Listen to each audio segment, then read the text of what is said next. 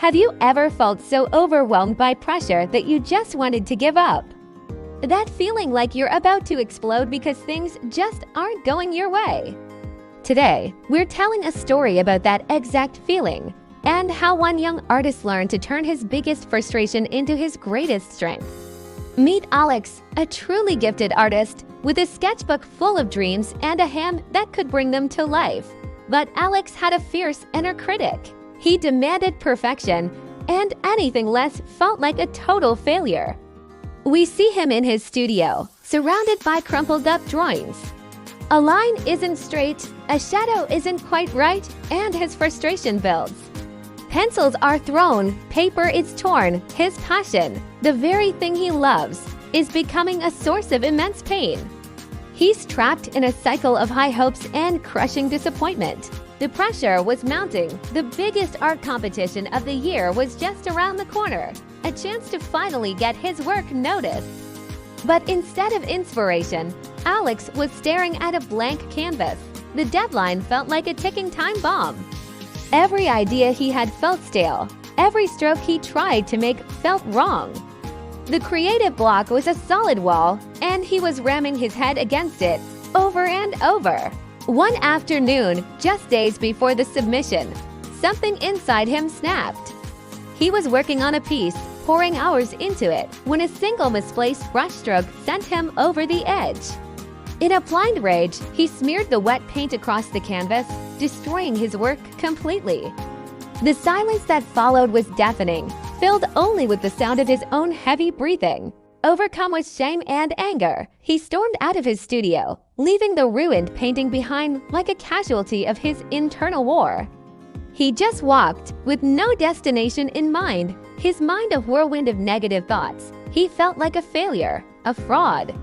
How could he call himself an artist if he couldn't even control his own hands, his own emotions? His aimless wandering eventually led him to a place he'd never noticed before, a quiet, hidden community garden, bursting with life and color.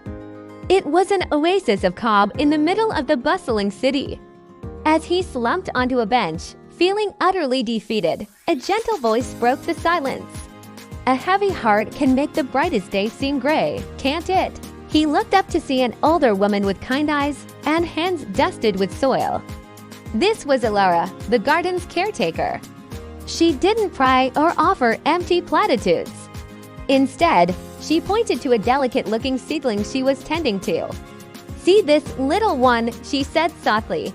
"Some days, it struggles. The sun is too harsh, or it doesn't get enough water. If I got angry and tried to force it to grow, I'd only break its stem. It needs patience. It needs understanding." Alex watched, mesmerized, as she gently loosened the soil around its base. Alara continued, her voice like a soothing balm. "Our feelings are a lot like these plants: anger, frustration, panic. They aren't weeds to be ripped out. They're signals. They're telling us something is wrong, that we need something, maybe more patience, a different approach, or just a moment to breathe." She looked at Alex directly. "You can't fight a storm. You have to learn to find the calm in its eye." She then taught him something incredibly simple. "When you feel that fire rising inside you," she said, "try this. Close your eyes, breathe in slowly for 4 counts. Hold it for 4, then breathe out for 6.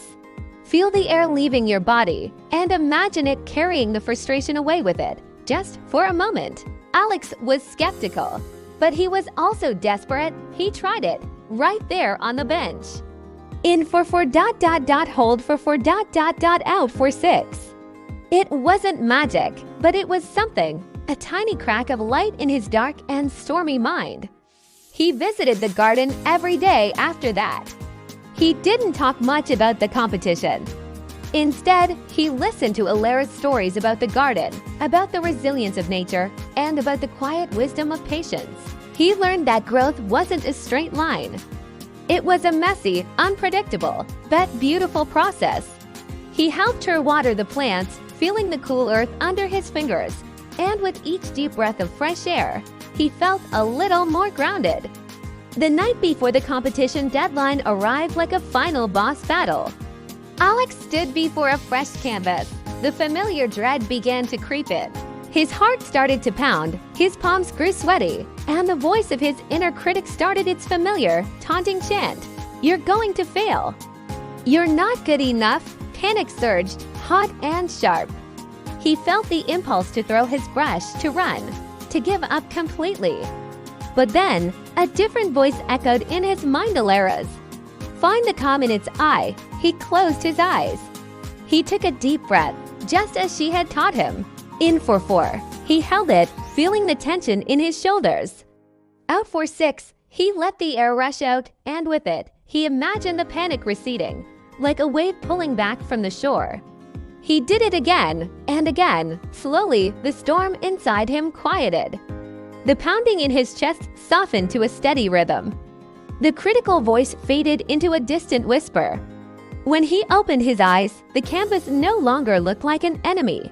It was just a space, an opportunity. He picked up his brush, not with the frantic energy of before, but with a newfound sense of purpose and calm. He didn't try to force a masterpiece, he just painted. He let his intuition guide him, allowing the colors to flow and the shapes to form organically. He painted the struggle, the frustration, but he also painted the garden, the quiet strength of the seedling, and the peace he had found. The piece that emerged was raw, honest, and powerful. It wasn't just technically perfect. It was emotionally true. It was his story on a canvas. The results of the competition came in. Alex won. But standing there, looking at his winning piece on the gallery wall, the prize felt secondary. The real victory hadn't been over the other artists. It had been over the chaos within himself. He had learned that his emotions weren't his masters. The final scene we see is Alex, not in his studio, but back in the serene community garden. He's sketching calmly in his notebook, a peaceful smile on his face. Alara is nearby, tending to her plants, and she glances over at him with a knowing, gentle smile of her own. He has found a new studio, a new source of inspiration. The lesson Alex learned is one we can all take to heart. Our emotions, even the difficult ones, are not our enemies. They are visitors. They come to deliver a message, to guide us, to show us what we need. The key is not to slam the door in their face or let them take over the house. It's to listen, to breathe, and to remember that we are the ones who are ultimately in charge. We are the gardeners of our own minds. Thank you for watching. If this story resonated with you, consider subscribing for more content on navigating the beautiful, messy journey of life. Take care.